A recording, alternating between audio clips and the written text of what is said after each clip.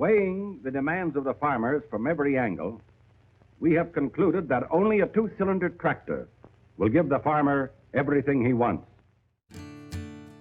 I was 16, and all the rest of the guys in the class were working with cars, and I was a dumb farmer for having a picture of a tractor.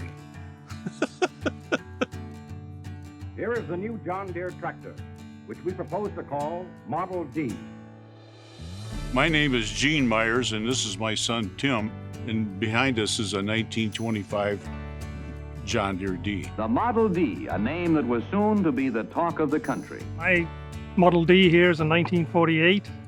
A friend of mine just suggested I buy it when we were at an auction one day, so I came home with a tractor.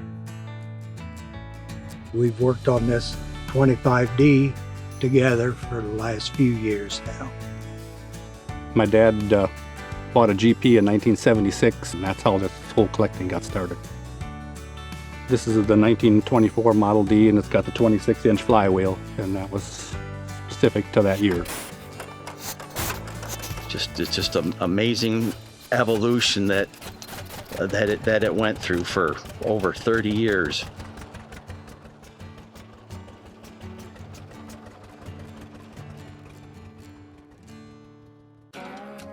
The styling on this tractor is the grill on it, and it's got a full-length hood that covers up the fuel tank, and slightly different fenders than the old tractors to make it more stylish.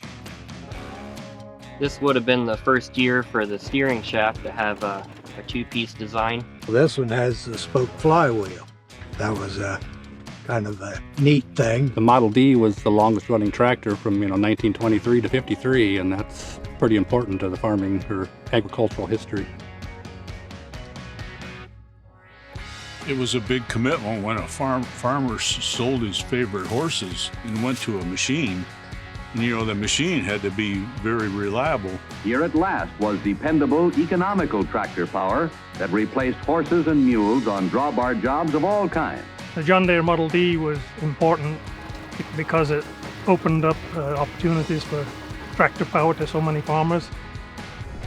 It's a simple tractor, they're compact, they had a lot of power, and it gave a small farmer a chance. He didn't have to buy a steam engine or a prairie tractor. They're such a simple tractor. And out in the field is where John Deere tractors have proved their right to be called the champion for low-cost production.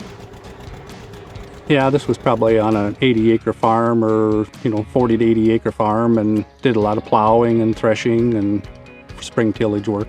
I can't imagine that, how this would have improved farming back then. It's just pretty neat to have something this old that still runs and operates like it did back in its day.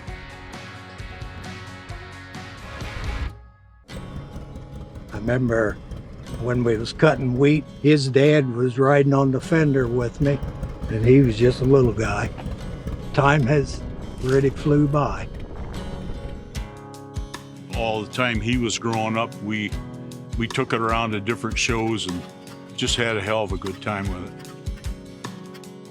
It's a lot more than just a tractor.